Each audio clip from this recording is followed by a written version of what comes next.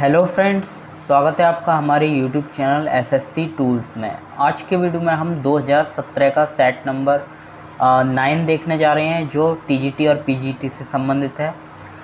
ये किस किस के लिए इम्पोर्टेंट रहेगा, तो जैसा कि हम हर वीडियो आपको बताते हैं कि DSSP के अंतर्गत जितने भी एग्ज़ाम होते हैं जैसे कि पीआरटी, टीजीटी, पीजीटी, एलडीसी, लेखपाल, स्टेनोग्राफर, इन सभी एग्ज़ाम्स के लिए ये सेट्स जो हैं आपके इम्पोर्टेंट रहने वाले हैं क्योंकि जनरल पेपर सभी का सेम रहता है। तो आइए शुरू करते हैं जीके का फर्स्ट क्वेश्चन, जिसमें पूछा गया है हो सकता है या नहीं हो सकता, यह प्रश्न है। तो ये पंक्ति दी है, शेक्सपियर के एक नाटक की प्रसिद्ध पंक्ति है ये। तो ये कौन से नाटक की पंक्ति है, ये इसमें पूछा गया है। तो आपको पता होना चाहिए हो सकता है या नहीं हो सकता, यह प्रश्न है। तो ये जो पंक्ति है वो शेक्सपियर का एक नाटक है हेमलेट। तो हेमलेट की ये एक पंक्ति है और यहाँ से आप इसका सॉल्यूशन भी पढ़ सकते हैं। नेक्स्ट है सेकंड क्वेश्चन, जिसमें पूछा गया है पौधों में ग्लूकोज स्टार्च के रूप में संरक्षित ऊर्जा के रूप में संचित रहता है।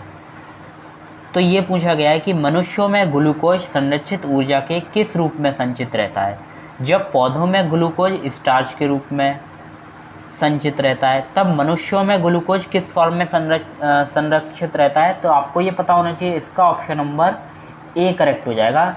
ग्लूकोज जो है यकृत में ग्लाइकोजन के फॉर्म में स्टोर रहता है। आपको ये चीज़ पता होनी चाहिए कि मनुष्य यानी कि हम लोग जो भी भोजन करते हैं उससे हम लोग जो भी ग्लूकोज प्राप्त करते हैं, तो वो स्टोर जो होता है वो ग्लाइकोजन के फॉर्म में यकृत में स्टोर रहता है। अच्छा, ये यकृत से संबंधित एक क्वेश्चन पूछा गया है, तो आपको ये ध्यान होना चाहिए। यकृत यानी कि लीवर कहते हैं यकृत को, लीवर।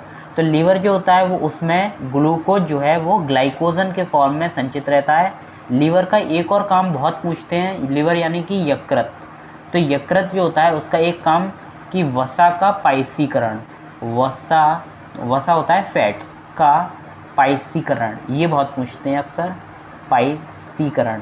तो ये जो वसा का पाइसीकरण है ये काम भी किसका होता है, ये भी काम भी लीवर का होता है। इसको इंग्लिश में बोले तो इसको कह सकते हैं हम इमल्सिफिकेशन ऑफ फैट्स। इसको लिखेंगे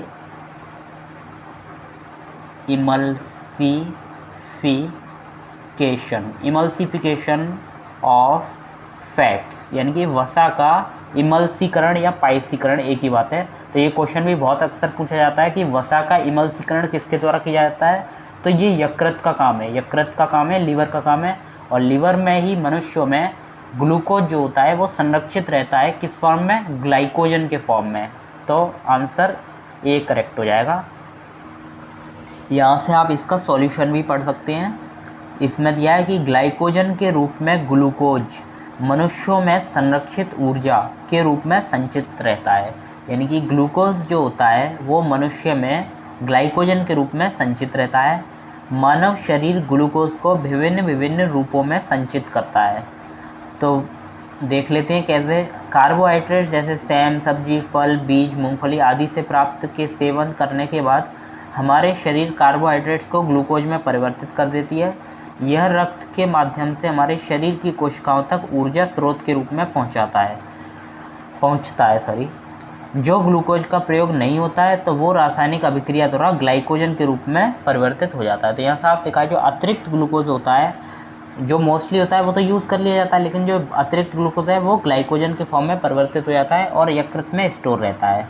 तो ये चीज़ आपको ध्यान में रखनी है।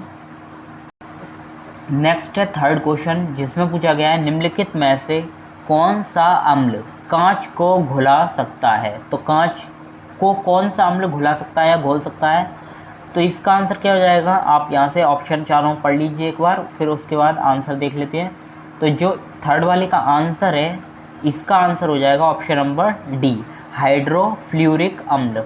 हाइड्रोफ्लूरिक अम्ल जिसे HF बोलेंगे, हाइड्रोफ्लूरिक अम्ल। आपको पता है सभी हेलोजेंस में जो फ्लोरीन होता है वो बहुत ज़्यादा क्रियाशील होता है। फ्लोरीन, क्लोरीन, ब्रोमीन और आयोडीन, तो इन चारों में सबसे ज़्यादा जो क्रियाशील होता है वो फ्लोरीन होता है। ये इसके साथ जो भी अम्ल बनेगा वो बहुत ज़्यादा हार्ड होगा, इसलिए हाइड्रोफ्लूरिक अम्ल है उसमें कांच जो होता है वो घुल सकता है, बाकी अम्ल में नहीं घुल सकता। यहाँ से आप इसका सॉल्यूशन भी पढ़ सकते हैं। नेक्स्ट है फोर्थ क्वेश्चन, जिसमें पूछा गया है मिर्ज़ा गालिब के बारे में। तो यहाँ पूछा गया है मिर्ज़ा गालिब जो 19वीं सदी के एक प्रसिद्ध कवि थे, तो वो दिल्ली में रहते थे। तो दिल्ली में मिर्ज़ा गालिब का घर कहाँ है ये पूछा गया है। तो मिर्ज़ा गालिब जो है वो 19वीं सदी के एक प्रसिद्ध कवि हैं, उनका घर दिल्ली में कहाँ है आपको ये बताना होगा। तो दिल्ली में इनका जो घर है वो गली कासिम जान में है। तो गली कासिम जान में इनका घर है, मिर्ज़ा गालिब जो प्रसिद्ध कवि हैं। इसके अलावा इम्पोर्टेंट जो एग्ज़ाम्स होते हैं उनमें एक क्वेश्चन और इम्पोर्टेंट है, वो पूछा जाता है अक्सर कि तूती ए हिंद, नाम अजीब सा लग रहा होगा, फिर भी आपको पढ़ना पड़ेगा, तूती ए हिंद। तो तूती ए हिंद किसको बोला जाता है, किस कवि को तूती ए हिंद के रूप में जाना जाता है। तो आपको ये चीज़ ध्यान में रखनी है कि तूती ए हिंद के रूप में अमीर खुसरो को जाना जाता है। ये क्वेश्चन भी बहुत एग्ज़ाम में देखने को मिला है, इसलिए आपको नोट डाउन कर लेना ये भी। अमीर खुसरो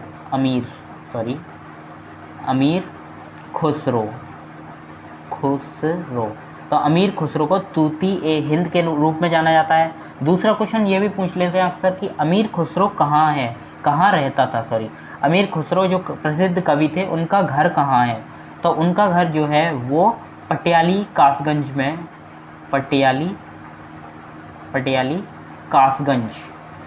कासगंज को आजकल काशीराम नगर के नाम से भी जानते हैं। तो कासगंज ये यूपी का एक डिस्ट्रिक्ट है कासगंज, तो वहाँ एक जगह है पटियाली, तो वो ये वहाँ के निवासी थे। पटियाली कासगंज यूपी के निवासी थे अमीर खुसरो। तो इनके बारे में अक्सर पूछ लिया जाता है कि तूती ए हिंद के रूप में किसे जाना जाता है, तो अमीर खुसरो का नाम ध्यान रखना है।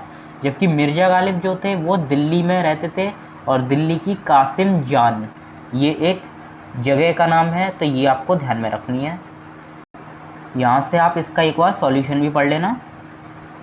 नेक्स्ट क्वेश्चन, फिफ्थ क्वेश्चन, जिसमें पूछा गया निम्नलिखित में से किससे कागजी मुद्रा शुरू करने का श्रेय प्राप्त है। तो कागजी मुद्रा शुरू करने का श्रेय किससे प्राप्त है। तो कागजी मुद्रा के बारे में पूछा गया, तो कागजी जो मुद्रा है वो शुरू करने का श्रेय जो है वो शेरशाह सूरी के पास है। शेरशाह सूरी ने जो है वो शुरू की थी कागजी मुद्रा। और यहाँ से आप इसका सॉल्यूशन भी पढ़ सकते हैं कि शेरशाह जो सूरी था उसका काल 1540 से 45 तक था। इसे कागजी मुद्रा जारी करने का श्रेय प्राप्त है। इसके अलावा कुछ अन्य कार्य भी इसने किए हैं, तो वो एक बार देख लेना आपको कि रोहतासगढ़ किला एवं किला ए कोहना का निर्माण किया था इसने। भूमि की माप के लिए सिकंदरी गज एवं सन की डंडी का प्रयोग किया था इसने। इम्पोर्टेंट ये चीज़ है, ये याद रखना है, सिकंदरी गज और सन की डंडी का प्रयोग भूमि की माप के लिए किसने किया था, तो उसका नाम आता है शेरशाह सूरी। शेरशाह सूरी का नाम आता है। फिर कबूलियत एवं पट्टा प्रथा की शुरुआत की थी। कबूलियत एवं पट्टा प्रथा भी इम्पोर्टेंट है, ये ध्यान रखनी है। डाक प्रथा का प्रचलन भी इसने किया था। तो ये चीज़ दो इम्पोर्टेंट है, एक तो सिकंदरी गज और सन की डंडी, ऊपर से कबूलियत एवं पट्टा प्रथा, ये चीज़ पूछ ली जाती है, तो ये चीज़ आपको ध्यान रखनी है। नेक्स्ट है सिक्स्थ क्वेश्चन, जिसमें पूछा गया है दक्षिण अमेरिका के पूर्वी तट पर कुछ घटनाओं से भारतीय मानसून प्रभावित हो सकता है। तो भारतीय मानसून जो है वो किस घटनाओं से प्रभावित हो सकता है। दक्षिण अमेरिका के पूर्वी तट पर कुछ घटनाएं ऐसी होती हैं जिससे प्रभावित होता है, तो उस घटना को क्या कहते हैं जो भारत में मानसून की प्रबलता को बढ़ा सकती है। यानी कि भारत में जो मानसून आता है वो कैसे बढ़ सकता है, वो कौन सी घटना है। तो इन चारों में से आपको देखना होगा। तो ऑप्शन नंबर सी दिया है, लेकिन ये ऑप्शन इसमें गलत दिया है। इसका आंसर क्या होता है, ला नीना। ला नीना एक ऐसी घटना है जिसको हम ला नीनो बोलते हैं। तो ला नीनो एक ऐसी घटना है जो मानसून की प्रबलता को बढ़ा देती है। जबकि एल नीनो के बारे में कहा जाए तो एल नीनो जो होता है वो मानसून की प्रबलता को घटा देता है। आपने अगर वर्ल्ड मैप देखा होगा तो आपको यहाँ पता लग जाएगा, जो जैसे ये साउथ अमेरिका की बात करें तो अगर ये साउथ अमेरिका ऊपर ये नॉर्थ अमेरिका, तो साउथ अमेरिका से यहाँ ये जो पेरू करंट जाता है ये जब वार्म हो जाता है तो इसकी वजह से ये अल नीनो का प्रभाव देखने को मिलता है। और इंडियन मानसून पर इसका नेगेटिव इम्पैक्ट पड़ता है। यानी कि इंडियन मानसून उस वक्त जब एल नीनो आता है तो इंडियन मानसून जो है वो कुप्रभावित होता है, इंडियन मानसून की प्रबलता जो होती है वो कम हो जाती है, जबकि ला नीनो के टाइम जो होता है वो मानसून की प्रबलता को बढ़ा देता है। तो आप ये नेट पे भी चेक कर सकते हैं, ये जो इसका आंसर है वो बिल्कुल गलत दिया हुआ है, तो आप ये चीज़ यहाँ से देख लेना एक बार। तो आप यहाँ से ये मत पढ़ना, ये जो इसका सॉल्यूशन दिया है वो गलत दे रखा है। बस आपको इतना पढ़ना है कि एल नीनो के टाइम पे मानसून का जो इम्पैक्ट होता है, भारतीय मानसून पर इम्पैक्ट जो होता है वो पॉजिटिव होता है, जबकि एल नीनो के टाइम जो भारतीय मानसून होता है उस पर नेगेटिव इम्पैक्ट पड़ता है, यानी कि मानसून की प्रबलता घट जाती है, जबकि ला नीनो के टाइम इंडियन मानसून की प्रबलता बढ़ जाती है। बढ़ जानी यानी कि उस पर पॉजिटिव इम्पैक्ट पड़ता है, अच्छा मानसून आता है, काफ़ी प्रबल रूप से आता है। और अगर एल नीनो की बात करें तो उसमें मानसून की जो प्रबलता है वो घट जाती है, और कभी कभी तो एल नीनो के टाइम ड्राउट यानी कि सूखा की कंडीशन बन जाती है, सूखा भी आ सकता है इस टाइम। तो इसलिए ये भारतीय मानसून पर इम्पैक्ट होता है। लेकिन वहीं दूसरी ओर अगर एल नीनो की ही बात करें तो एल नीनो का जो भारतीय मानसून पर है वो नेगेटिव इम्पैक्ट देखने को मिल रहा है, जबकि सूखा तक पड़ने की स्थिति बन सकती है। जबकि एल नीनो की टाइम ही दूसरी तरफ देखा जाए तो साउथ अमेरिका की बात करें तो साउथ अमेरिका में ये जो है वो क्राइस्ट चाइल्ड के नाम से जाना जाता है। क्राइस्ट चाइल्ड यहाँ लिख दे रहे हैं हम CHRIST, क्राइस्ट चाइल्ड के बारे में इसलिए जाना जाता है क्योंकि जो पेरू के पास आपको अट्टाकामा डेजर्ट देखने को मिलता है साउथ अमेरिका में, वहाँ ये काफ़ी बारिश करता है एल नीनो। तो वहाँ जो वरदान के रूप में काम करता है, वो यहाँ इंडिया में मानसून नहीं ला पाता, और मानसून के नहीं आने के कारण यहाँ इंडिया में सूखा पड़ता है। तो ये चीज़ आपको ध्यान में रखनी है। क्वेश्चन में हालांकि पूछा गया था भारत में मानसून की प्रबलता को बढ़ा सकता है, तो कौन सी घटना इसमें से है जो मानसून की प्रबलता को बढ़ा सकती है, तो उसका आंसर हो जाएगा आपका ला नीना। नेक्स्ट है आपका 7th क्वेश्चन, जिसमें पूछा गया है 1857 की क्रांति के बारे में। तो पढ़ लेते हैं। 1857 में स्वतंत्रता संग्राम के दौरान ब्रिटिश सरकार ने दृढ़कर दिल्ली शहर को जब्त कर लिया था। तो 1857 की बात हो रही है। 1857 के संग्राम के दौरान ब्रिटिश सरकार ने दृढ़कर दिल्ली शहर को जब्त कर लिया था।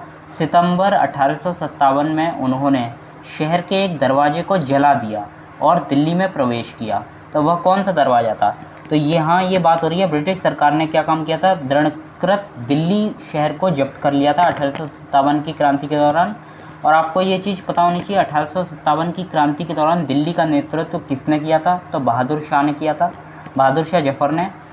सितंबर 1857 में उन्होंने शहर के एक दरवाजे को जला दिया था और दिल्ली में प्रवेश किया। तो वो कौन सा दरवाज़ा था? तो आपको आज ये चीज़ ध्यान में रखनी चाहिए, कश्मीरी गेट का आप ध्यान से नाम सुने। कश्मीरी गेट का जो नाम आपको सुनने को मिलता है वो यहीं से संबंधित है, 1857 की क्रांति से संबंधित है। बहुत ज़्यादा इंपॉर्टेंट क्वेश्चन है ये। कश्मीरी दरवाज़ा जो है वो उसको जला दिया गया था 1857 की क्रांति के दौरान। यहाँ से आप इसका ऑप्शन भी सॉल्यूशन भी पढ़ सकते हैं।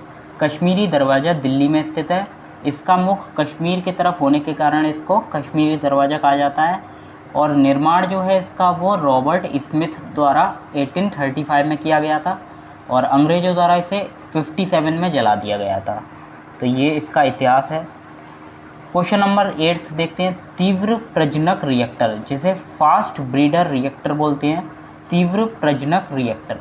तो तीव्र प्रजनक रिएक्टर में कौन सा ईंधन इस्तेमाल होता है? तो इसका आंसर क्या हो जाएगा? जो फास्ट ब्रीडर रिएक्टर होता है उसका नाम आपने बहुत सुना होगा, फास्ट ब्रीड रिएक्टर भी कह सकते हैं, फास्ट ब्रीड रिएक्टर।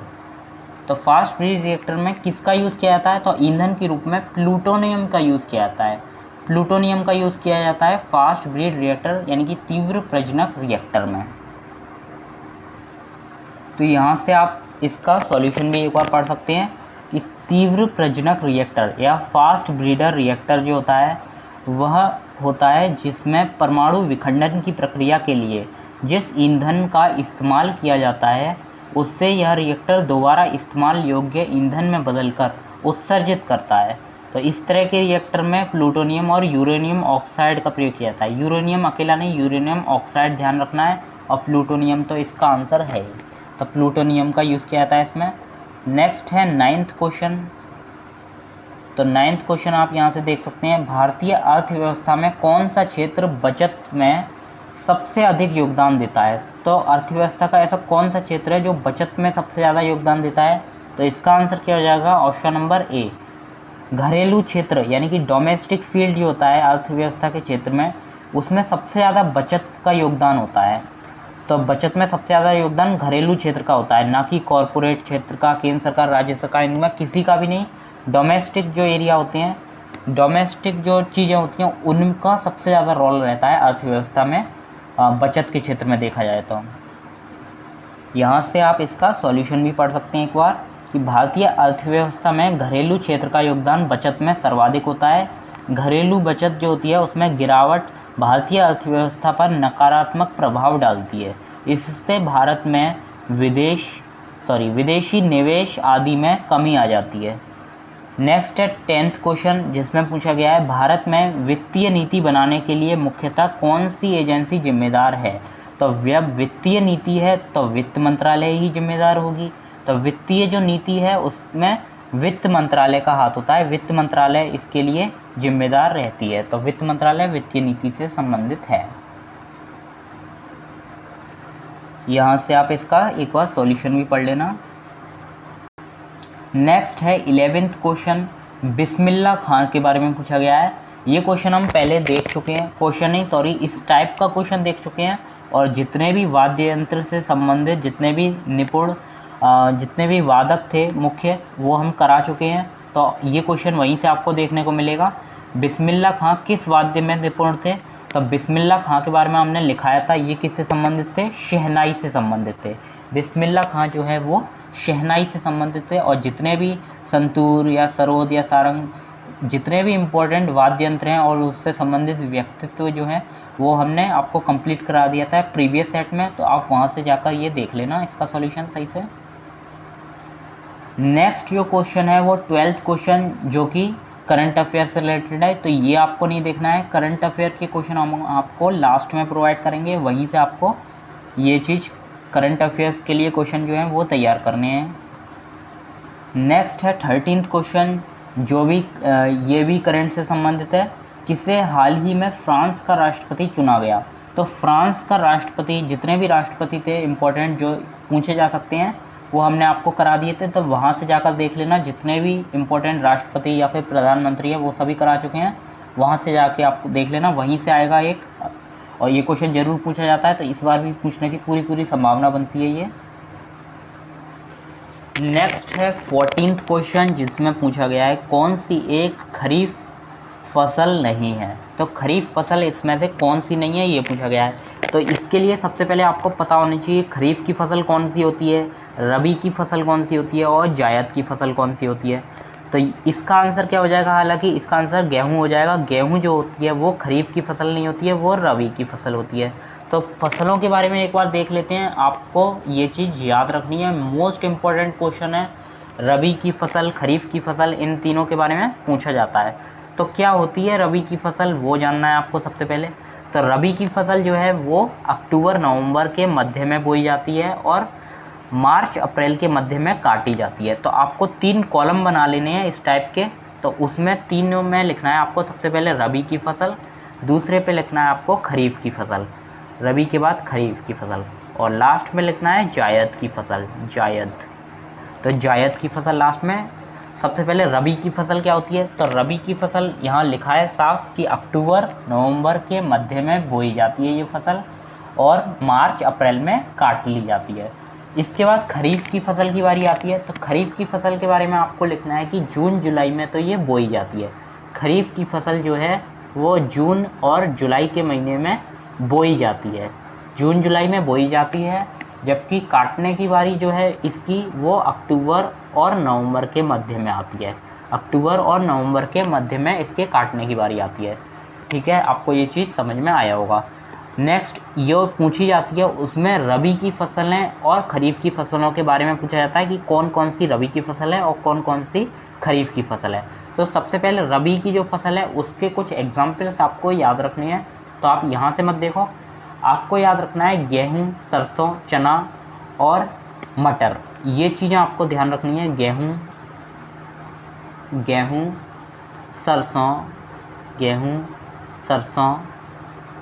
चना और मटर, ये सभी जो फसलें होती हैं वो रबी की फसलें होती हैं। गेहूँ, सरसों, चना, मटर, ये रबी की फसलें होती हैं। इसके बाद चलते हैं हम खरीफ की फसल की ओर। नेक्स्ट जो खरीफ की फसल है उसके बारे में यहाँ आप देख लेना, जून जुलाई के मध्य में बोई जाती है तथा अक्टूबर नवंबर के मध्य में ये काट ली जाती है। और इसमें जो मुख्य फसल जो होती हैं वो आपको इस तरह लिखनी है। पहले सबसे पहले लिखना होगा चावल के बाद आपको लिखना है सोयाबीन, ये आती हैं। इसके अलावा जो पूछी जाती है इम्पोर्टेंट आपसे, ज्वार, बाजरा, मक्का, ये तीनों एक सेकंड, आपको ये चीज़ लाइन से याद होनी चाहिए। ज्वार, बाजरा और मक्का, ये बहुत पूछी जाती है। उसके बाद ज्वार, बाजरा, मक्का के अतिरिक्त गन्ना और कपास, तो गन्ना और लास्ट जो है आपकी कपास। तो ये जितनी भी फसलें हैं वो आपकी खरीफ की फसलों के अंतर्गत आती हैं। तो ये चीज़ आपको ध्यान में रखनी है। चावल, सोयाबीन, ज्वार, बाजरा, मक्का, गन्ना और लास्ट में कपास, ये सभी आती हैं खरीफ की फसल के अंतर्गत। और जायद की फसल क्या होती हैं? तो जायद की फसल जो होती हैं इनके बीच में बोई जाती हैं। खरीफ की फसल और रबी की फसल के बीच में जो मार्च से जुलाई का टाइम होता है उसके बीच में ये जायद की फसलें बोई जाती हैं। तो यहाँ से लिखा है साफ, यह फसल फरवरी से अप्रैल के मध्य में बोई जाती हैं, जून जुलाई में काट ली जाती हैं। और मुख्य रूप से इसमें जो सब्जियां, तरबूज, खरबूज, मूंग, ये सब चीज़ें आती हैं। तो आपको तरबूज, खरबूज और खीरा का नाम ध्यान रखना है। तरबूज तो यहाँ लिखा ही है, खरबूज और आप लिख लेना एक बार, खरबूज और खीरा, ये चीज़ पूछ लेते हैं अक्सर। खीरा सब्जियों में ही आ जाता है खैर, लेकिन वो चीज़ आपको ध्यान में रखनी है, अलग से भी ये पूछ लिया जाता है। तो ये तीन चीज़ें आपको बहुत इंपॉर्टेंट क्वेश्चन है, याद जरूर रखनी होंगी।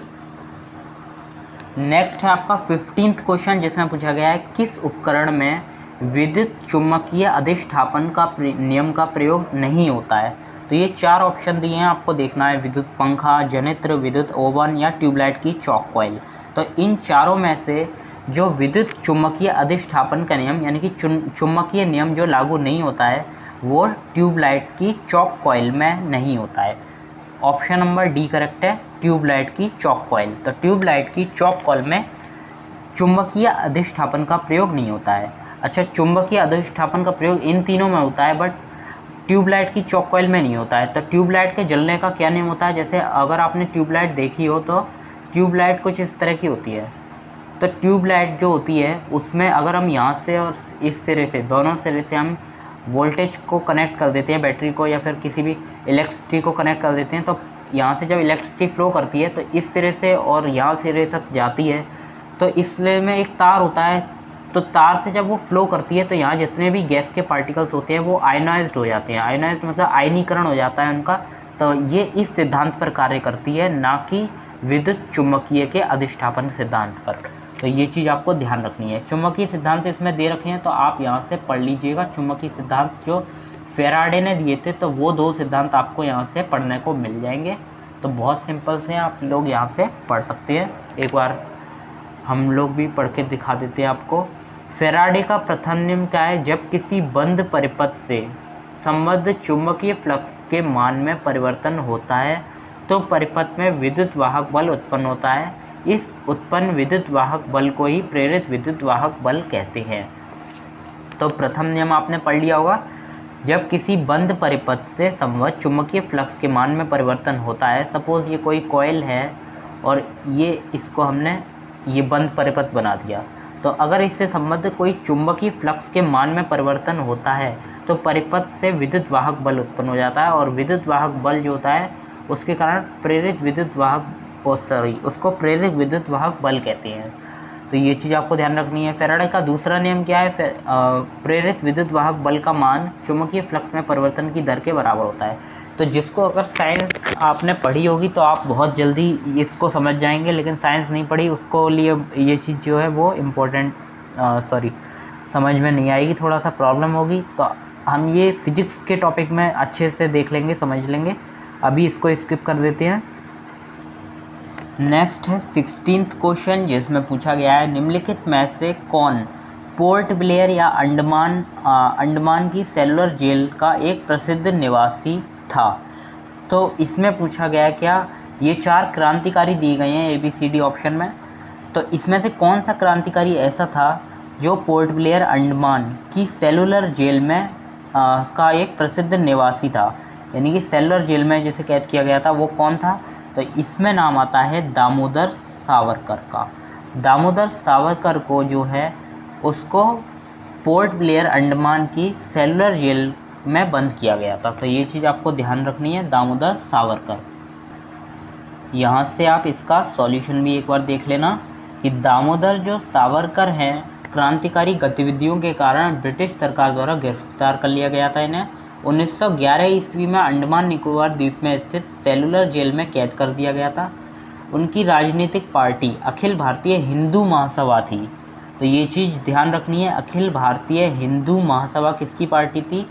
दामोदर सावरकर की। हिंदुत्व की विचारधारा से प्रेरित सावरकर जी की मृत्यु जो है वो 66 में हो गई थी, मुंबई में। नेक्स्ट है 17th क्वेश्चन, जिसमें पूछा गया है भारत सरकार द्वारा हाल ही में बनाए गए मुद्रा बैंक का मुख्य कार्य क्या है। तो भारत सरकार द्वारा जो मुद्रा बैंक बनाया गया है उसका मुख्य कार्य क्या है? तो आपको ये चीज़ ध्यान में रखनी है कि मुद्रा बैंक का जो मुख्य कार्य है वो MSME सेक्टर को क्या है, लोन प्रोवाइड कराना है। तो मुद्रा छापना ये नहीं होता, ये तो RBI का काम होता है। कर मुक्त आय के जमा की अनुमति देना ये भी नहीं होता है। गरीबों को बीमित करना कुछ भी नहीं, ये सब गलत है।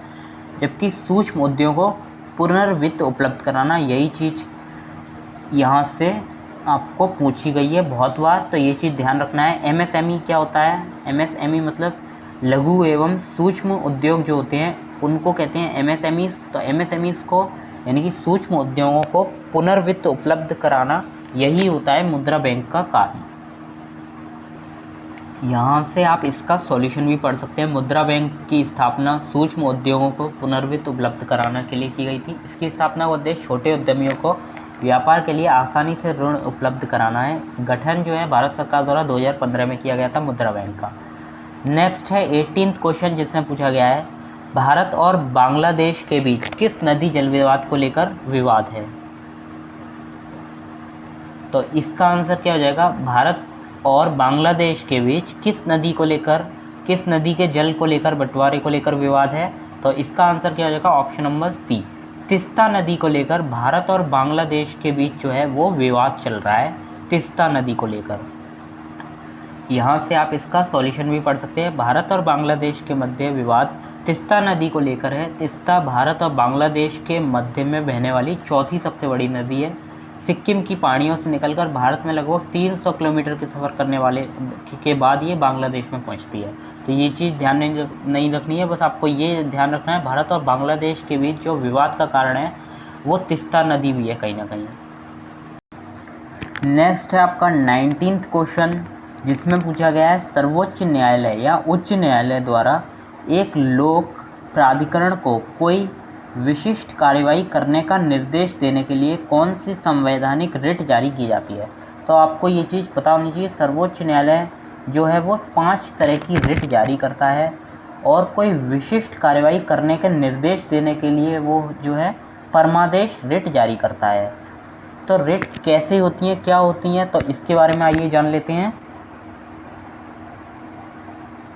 तो भारतीय जो संविधान है उसके अनुच्छेद 32 में प्रावधानित है कि संवैधानिक उपचारों का अधिकार के तहत उच्चतम न्यायालय 5 तरह की रिट जारी कर सकता है। न्यायालय कई प्रकार के विशेष आदेश जारी करता है जिन्हें रिट कहते हैं। तो रिट आप समझ गए होंगे क्या होता है कि न्यायालय जो है वो आदेश जारी करता है, उसी को हम रिट कहते हैं। और अनुच्छेद 32 का ही एक तरह का ये भाग है। अनुच्छेद 32 क्या है तो यहाँ से आप देख सकते हैं अनुच्छेद 32 जो है वो संवैधानिक उपचारों का अधिकार है, कि अगर संवैधानिक जो मूल अधिकार दिए गए हैं आपको, अगर उनका प्रवर्तन करना है तो अनुच्छेद 32 के तहत आप रिट जारी कर सकती हैं। तो रिट जारी करने का अधिकार किसको होता है? वो सर्वोच्च न्यायालय को होता है। तो 5 तरह की रिट कौन कौन सी हैं ये आइए जान लेते हैं। तो पहली है बंदी प्रत्यक्षीकरण रिट। इसके द्वारा क्या होता है कि न्यायालय किसी गिरफ्तार व्यक्ति को न्यायालय के सामने प्रस्तुत करने का आदेश देता है। अगर किसी व्यक्ति को गिरफ्तार कर लिया जाता है तो वो व्यक्ति अपना जो है वो पक्ष किसके सामने रखेगा? तो न्यायालय जो है वो कहती है जो उसको भी गिरफ्तार किया गया है उसको 24 घंटे के अंदर आप नज़दीकी न्यायालय के समक्ष प्रस्तुत करें। तो ये न्यायालय करता है इस रिट के अंतर्गत। तो यदि गिरफ्तारी का तारीख या कारण जो है वो गैर कानूनी पाया जाता है, गिरफ्तार करने का कारण, तो न्यायालय गिरफ्तार व्यक्ति को छोड़ने के आदेश दे सकता है। तो ये चीज़ होती है बंदी प्रत्यक्षीकरण रिट। तो मूल अधिकार के अंतर्गत ये संरक्षण प्रदान किया जाता है लोगों को, तो उसी के अंतर्गत ये पहली रिट है। फिर दूसरी रिट परमादेश, जो कि इस क्वेश्चन में पूछी गई थी। अगर कोई ऐसा पदाधिकारी है जो अपने सार्वजनिक पद का निर्वाह नहीं करता, सार्वजनिक अगर उसको कोई कर्तव्य दिया गया है और वो उसको पूरा नहीं करता है, तो उस पदाधिकारी को कर्तव्य का पालन करने के लिए परमादेश रिट जारी की जाती है। नेक्स्ट है प्रतिषेध लेख। प्रतिषेध लेख में रोका जाता है। प्रतिषेध की इंग्लिश आपको पता होगी प्रोहिबिट होती है। तो प्रोहिबिट नाम से ही पता लग रहा है किसी को रोकना। कैसे रोकना? तो जब कोई निचली अदालत अपने अधिकार क्षेत्र का अतिक्रमण करके किसी मुकदमे की सुनवाई करती है, मतलब अपने क्षेत्र से ज़्यादा यानी कि बढ़कर काम करती है, तो उस दशा में इसको रोका जाता है। ऊपर की अदालतें उसे ऐसा करने से रोकती हैं। किस रिट के द्वारा? प्रतिषेध लेख के द्वारा। फिर आपकी आती है फोर्थ जो है वो उत्प्रेषण रिट है। तो इसका क्रम जो है वो उल्टा दे दिया है आपको। इसके बाद पढ़नी है उत्प्रेषण रिट जो 4th नंबर पर आती है। तो उत्प्रेषण रिट में क्या होता है?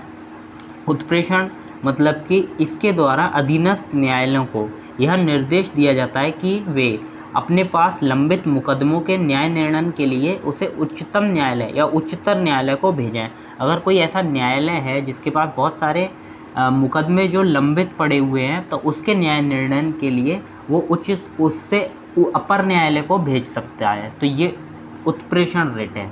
उत्प्रेषण रिट मतलब कि उत्प्रेषण करना, प्रेषण करना। प्रेषण का मतलब तो आपको पता होगा, भेजना। तो ये वही चीज़ है, लंबित मुकदमों को अपने से ऊंचे न्यायालय पर भेजें। फिर अधिकार परीक्षा है। अधिकार परीक्षा में ये कहा जाता है कि जब न्यायालय को लगता है कि कोई व्यक्ति ऐसे पद पर नियुक्त हो गया है जिस पद पर उसका कोई कानूनी हक नहीं है, तो ऐसे वक्त में ये रिट जारी की जाती है। अधिकार परीक्षा द्वारा जो न्यायालय वो पूछता है कि तुम किस अधिकार से इस पद पर कार्य कर रहे हो, तो न्यायालय अधिकार परीक्षा आदेश जारी करके उसे पद पर कार्य करने से रोक सकता है। तो ये चीज़ थी। ये 5 तरह की रिटें आपको ध्यान में रखनी है। और ये क्वेश्चन अब आप लोग समझ गए होंगे किससे संबंधित था। तो इसमें पूछा गया है कोई प्राधिकारी को विशिष्ट कार्यवाही करने का निर्देश देती है, मतलब कोई अगर कार्य नहीं करता है, सार्वजनिक कार्य का निर्वाह नहीं करता है, तो उसको निर्देश कौन देता है? तो ये परमादेश रिट के द्वारा उच्चतम न्यायालय दे सकता है कि अपने कर्तव्य का पालन करिए।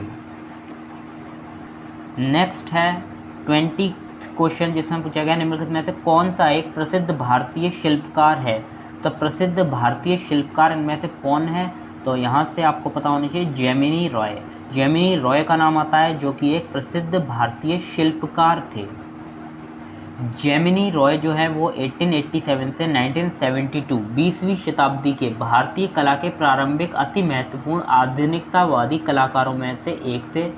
उन्होंने साधारण ग्रामीण लोगों के चित्र बनाए, कृष्ण लीला के भी चित्र बनाए थे और अन्य महान ग्रंथों के दृश्यों को भी निरूपित किया था। तो इनका नाम आता है जेमिनी रॉय का, जो कि प्रसिद्ध भारतीय शिल्पकार थे। दोस्तों 1857 की क्रांति से संबंधित कुछ क्वेश्चंस हैं जो आपके अक्सर पूछे जाते हैं, तो आप ये क्वेश्चंस को ज़रूर एक बार ध्यान में देना और इसको रट लेना, क्योंकि ये बहुत इंपॉर्टेंट क्वेश्चंस हैं। 1857 की क्रांति से संबंधित आपके एग्ज़ाम में जो है वो क्वेश्चन देखने को मिलते हैं, तो इसलिए आप ये क्वेश्चंस को ज़रूर देख लेना। कुछ ही क्वेश्चंस हम लाए हैं जो मोस्ट इम्पॉर्टेंट है और इन्हीं में से आपको देखने को मिल जाएगा। तो किस सैनिक ने 1857 का विद्रोह आरंभ किया था? तो मंगल पांडे का नाम आता है 1857 की क्रांति आरंभ करने में। फिर पूछा गया है कि 1857 के विद्रोह में किसने अपना बलिदान सबसे पहले दिया था, तो उसमें भी मंगल पांडे का नाम आता है बलिदान देने में। मंगल पांडे को फांसी कब दी गई थी, तो 8 अप्रैल 1857। डेट वैसे याद नहीं रखना चाहिए, लेकिन ये इंपॉर्टेंट है, ये बहुत पूछा गया है, तो इसलिए इसको याद रखना है। मंगल पांडे को फांसी जो दी गई थी वो 8 अप्रैल को दी गई थी। 1857 की क्रांति है, तो ये चीज़ तो ध्यान में रखनी है आपको। 8 अप्रैल को मंगल पांडे को क्या है, फांसी दी गई थी। 1857 की क्रांति के बड़े पैमाने पर शुरू कहाँ से हुई थी, तो ये चीज़ ध्यान में रखनी है। 10 मई को जब फांसी दी गई थी, तो उसके बाद 10 मई की बात है ये, 10 मई 1857 में मेरठ की पैदल टुकड़ी 20 NI से ये क्रांति जो है वो शुरू हुई थी। ये चीज़ आपको ध्यान में रखनी है। इसके अलावा ये भी क्वेश्चन ध्यान में रखने हैं आपको कि 1857 की क्रांति का दिल्ली से नेतृत्व किसने किया था, तो दिल्ली का नेतृत्व जो है बहादुर शाह जफर ने किया था। इसके बाद 1857 की क्रांति के विद्रोह फतेहपुर से नेतृत्व किसने किया था, तो फतेहपुर में जो नेतृत्व है वो अजी मुल्ला ने किया था। ये आप नोट डाउन करते जाना, बहुत इंपॉर्टेंट क्वेश्चन है। आप केवल इस तरह लिखना फतेहपुर, फतेहपुर, ये क्वेश्चंस जो आ रहे हैं फतेहपुर, और 1 वर्ड की तरह याद करने हैं आपको।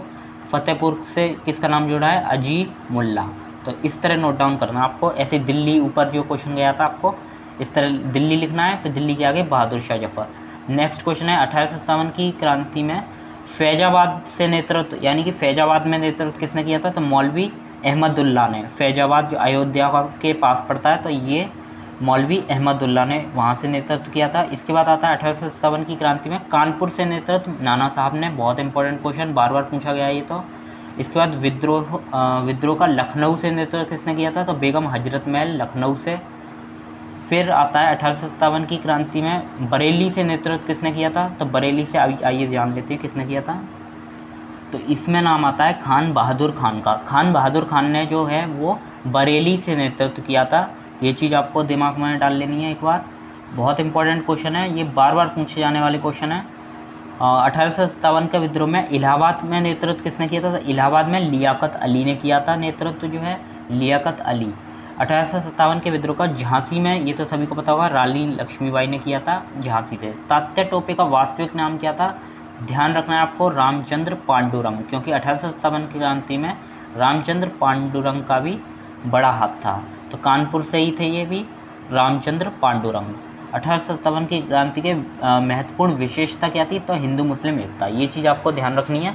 1857 की क्रांति से संबंधित मोस्ट इम्पोर्टेंट क्वेश्चन है जो आपके एग्ज़ाम में बार बार देखने को मिले हैं। तो दोस्तों, अगर आपको